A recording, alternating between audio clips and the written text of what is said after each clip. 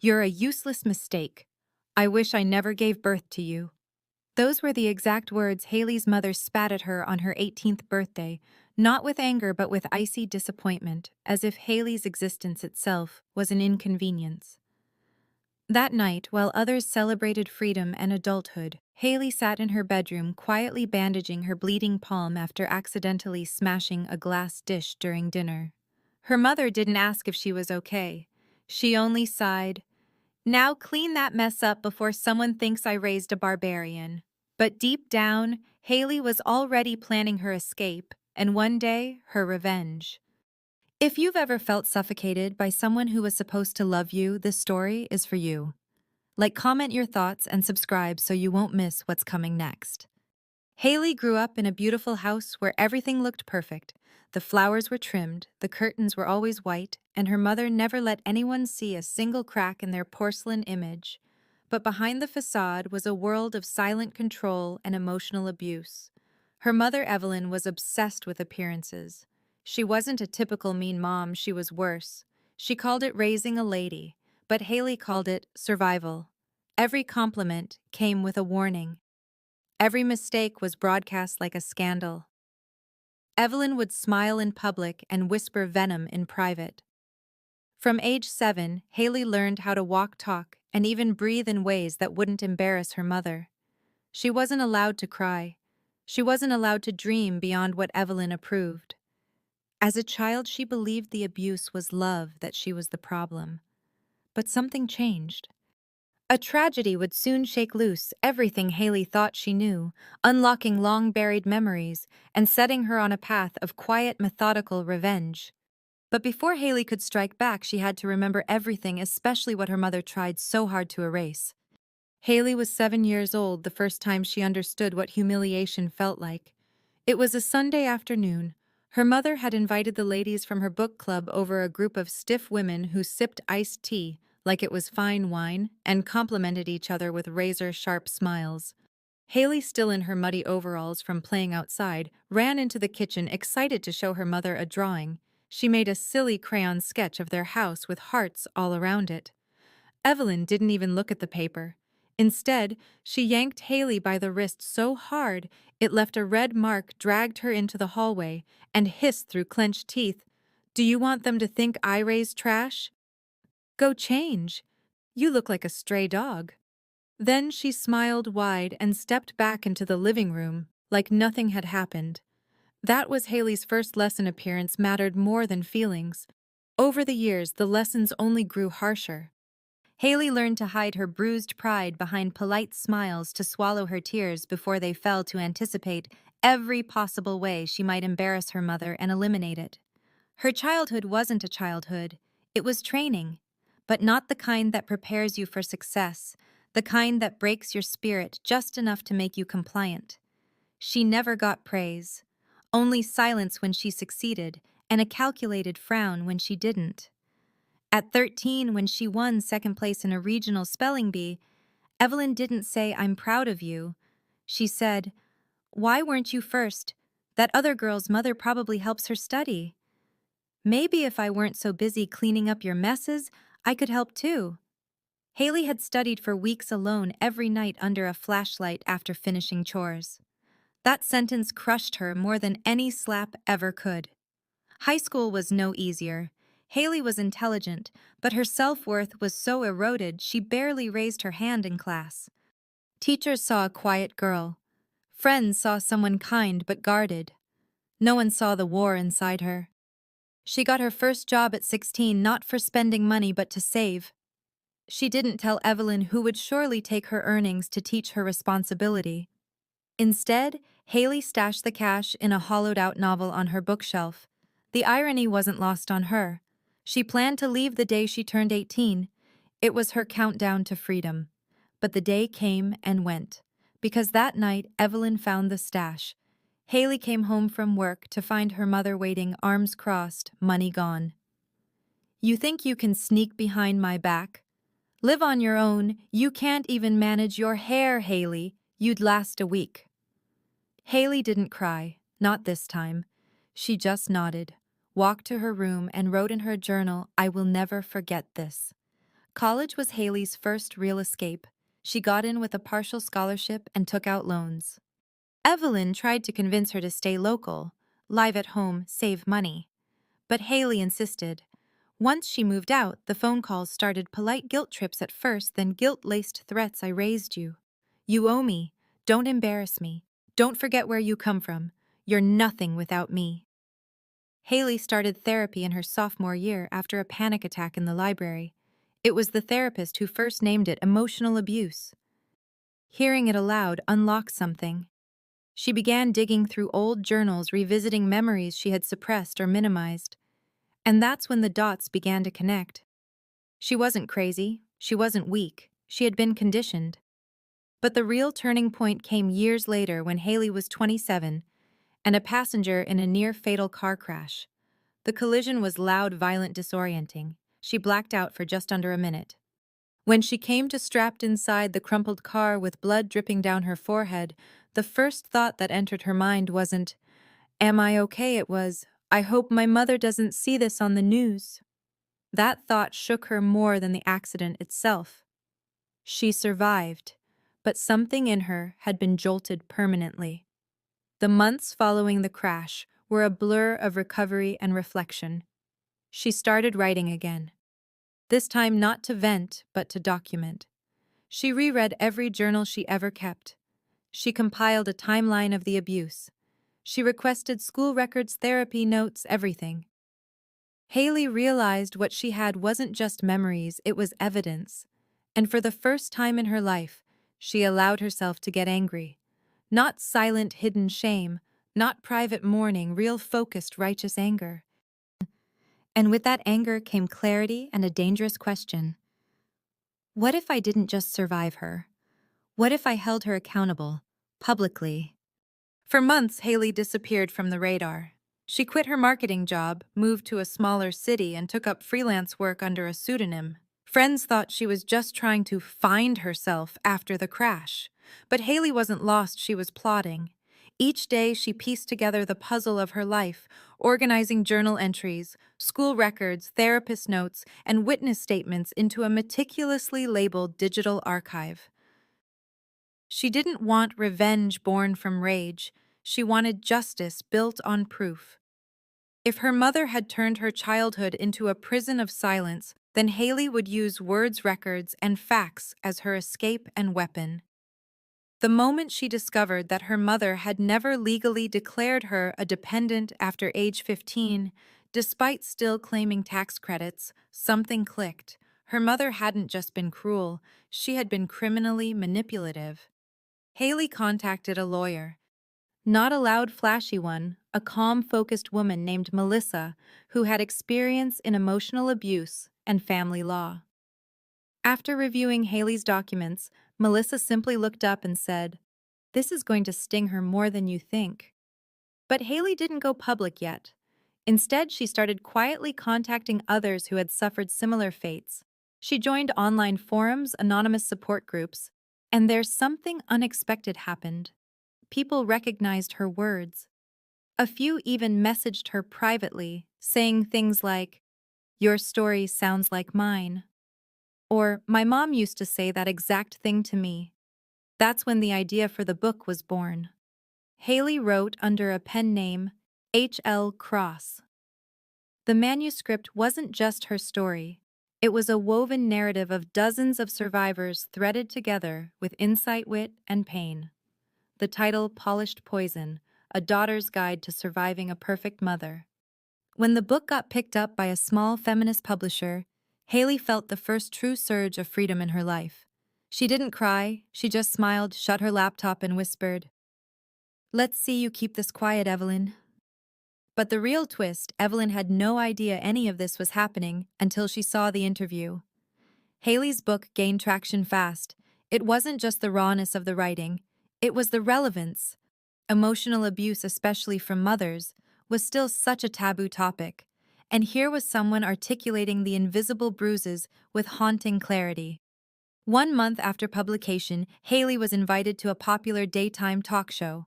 She wore a simple navy dress, her hair tied back, her voice steady.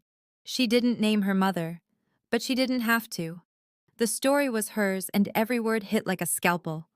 That evening, Evelyn's phone wouldn't stop ringing. Old friends, book club members, even her church pastor. Someone had posted a clip online titled, "She Grew Up in a Beautiful Prison, A Daughter's Story." Evelyn called Hailey the next day. No greeting, no apology, just venom. "You're exaggerating. This is slander. You'll ruin me." Hailey calmly replied, "I didn't mention your name, but if you feel seen, maybe that's worth exploring." Click.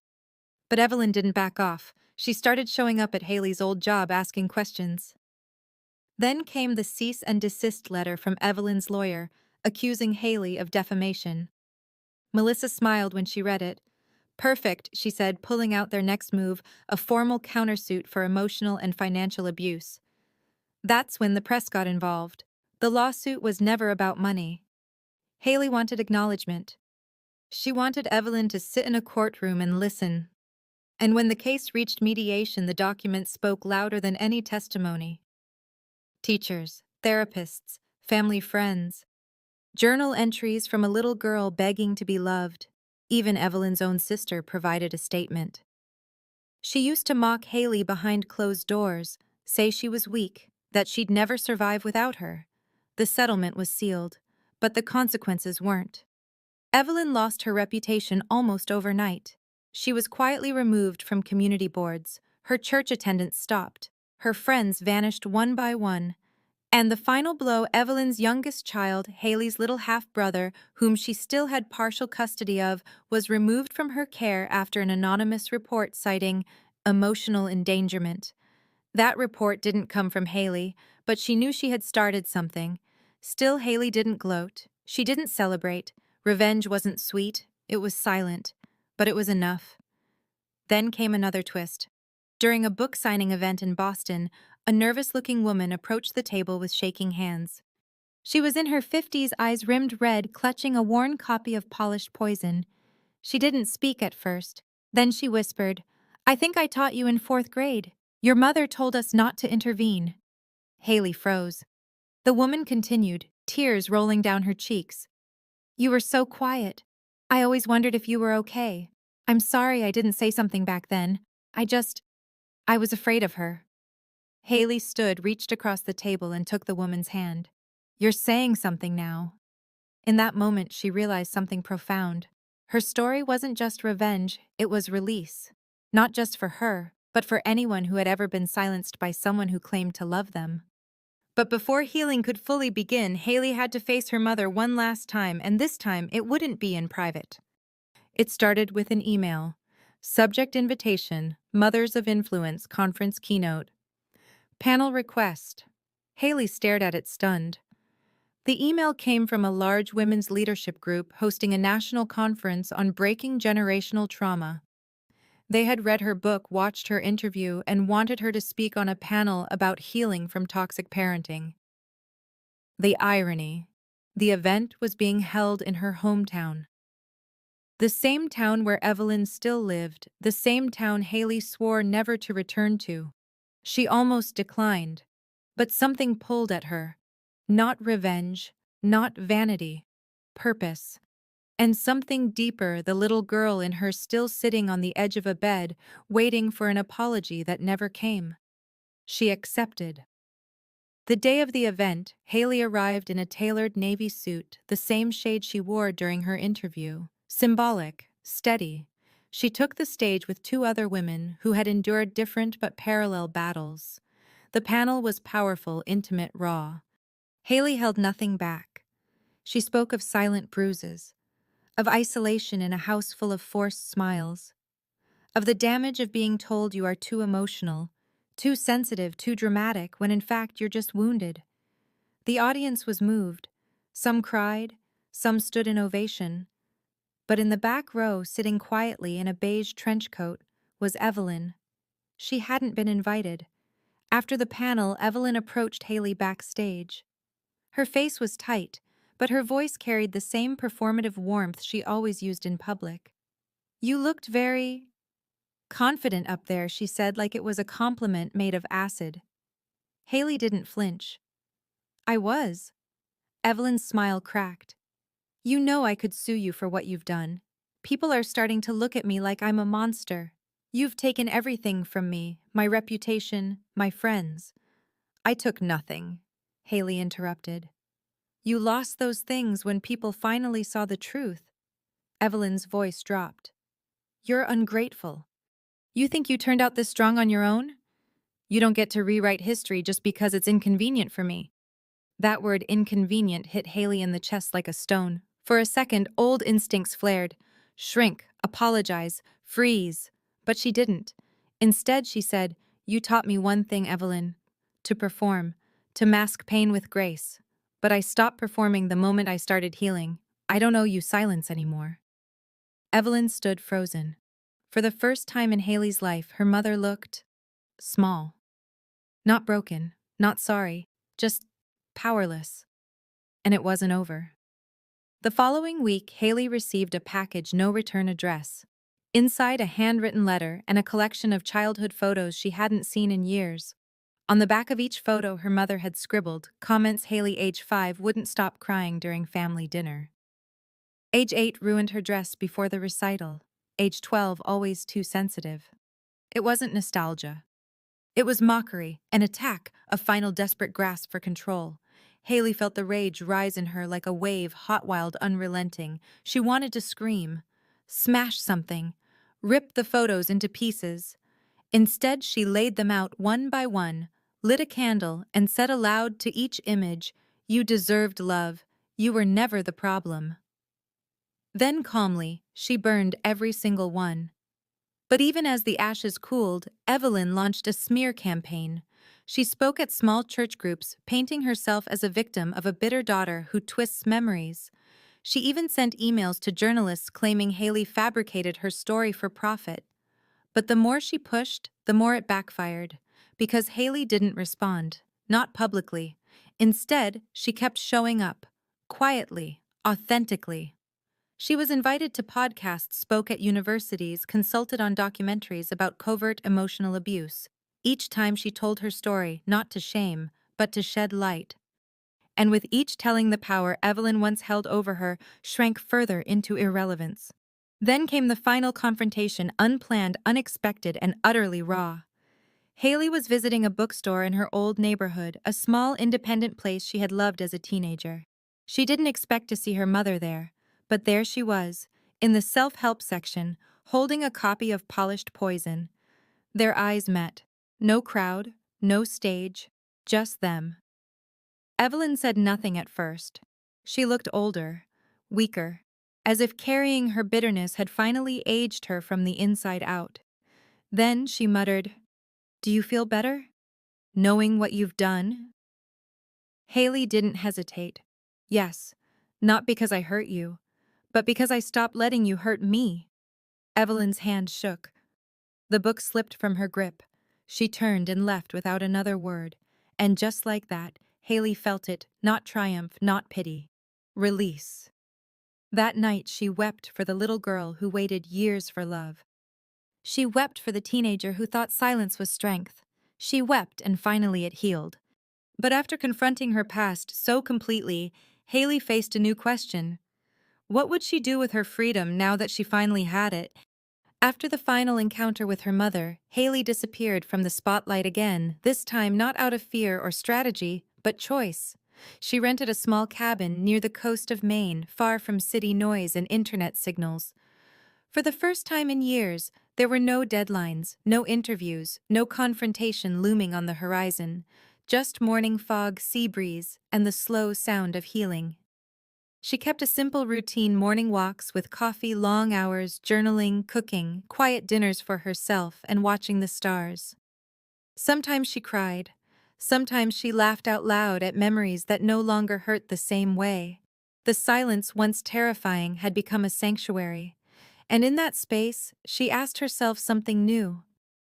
What if my story isn't just about surviving her, but about creating something beyond her? One chilly afternoon, as Hailey was collecting sea glass on the rocky shore, her phone buzzed, a rare interruption in this pocket of solitude. It was a voicemail from Melissa, her lawyer-turned-friend. Hey, just checking in. I know you needed space, but Something came in the mail for you. A letter. From a girl named Jenna. I think you'll want to read it. A few days later, Hailey received a printed email from Melissa. Dear Hailey, I'm 17.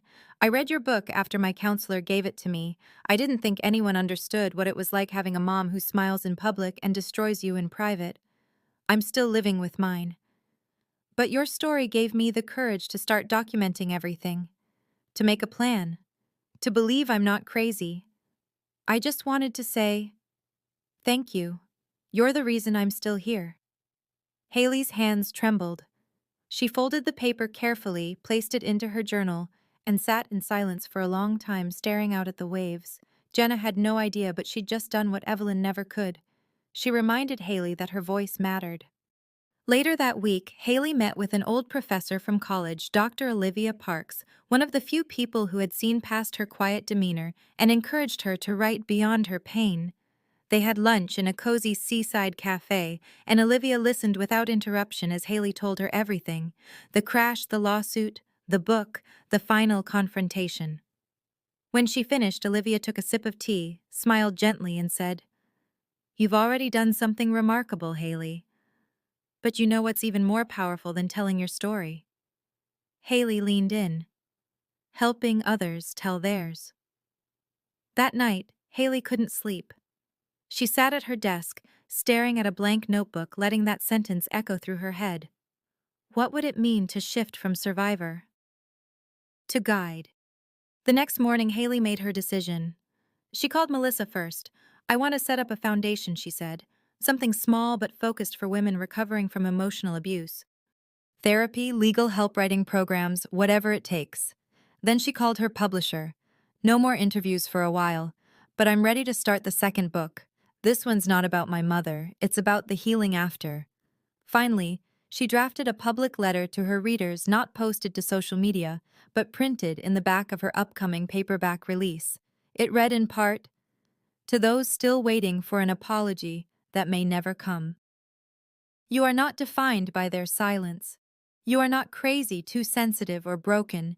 You are a survivor and you deserve peace. You are not alone anymore." She signed it simply, Hailey, founder, The Ashlight Project.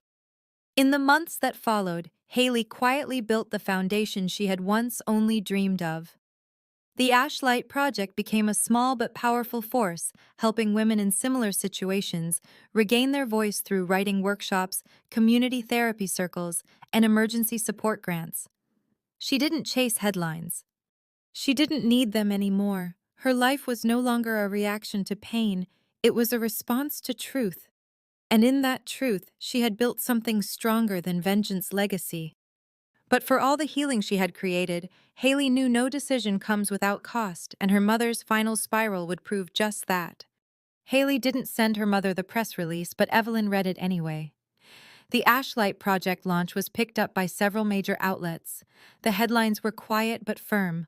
Author of Polished Poison founds nonprofit to help survivors of familial abuse, turning pain into power, one woman's mission to break the cycle. For the first time, Evelyn was no longer the center of the narrative. She was merely a footnote, a symbol of a system that had failed too many for too long. She tried to defend herself online, commenting anonymously on articles claiming her daughter was manipulative and delusional, but her IP was traced. Screenshots were taken. She was banned from multiple platforms. Then came the true humiliation. The local news picked up Hailey's story and named the hometown their hometown. At church, Evelyn was met with a wall of silence. Her neighbors stopped waving. Parents from her old social circle distanced themselves. No one said anything directly, but the message was clear. Her perfect image had shattered, and no one wanted the shards. One former friend, a woman who used to co-host charity events with Evelyn, wrote Hailey a private email. "I used to think your mother was just stern. I didn't know. I'm sorry I believed her over you. I believe you now." Evelyn, stripped of her social clout and isolated in the very house she once ruled like a queen, eventually sold her home in quiet shame. She moved out of state alone, unannounced, and uncelebrated. Hailey never needed to lift a hand. She just told the truth and let the truth do the rest. And for the first time, justice didn't come in screams or vengeance. It came in silence. But as the dust finally settled, Hailey realized this story was never just about revenge, it was about reclaiming who she was meant to be. Hailey no longer checked over her shoulder. She no longer flinched at sharp tones or replayed old arguments in her mind like broken records. Instead, she woke up each morning with quiet joy, a life of her own design free from judgment, control, and shame. Her cabin by the coast became more than a retreat. It became home. Not because it was perfect, but because it was hers. Walls that heard laughter, not criticism. Windows that let in light, not surveillance. And for the first time, Hailey didn't feel like she was running from something. She was walking toward peace. She still spoke, still wrote, still helped others find their voices, but never from a place of anger, from strength, from boundaries, from love for herself. Because in the end, the greatest revenge wasn't exposing her mother, it was refusing to become her.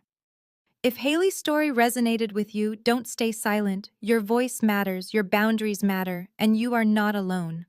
Share your thoughts in the comments. Subscribe for more stories of healing justice and reclaiming the life you deserve.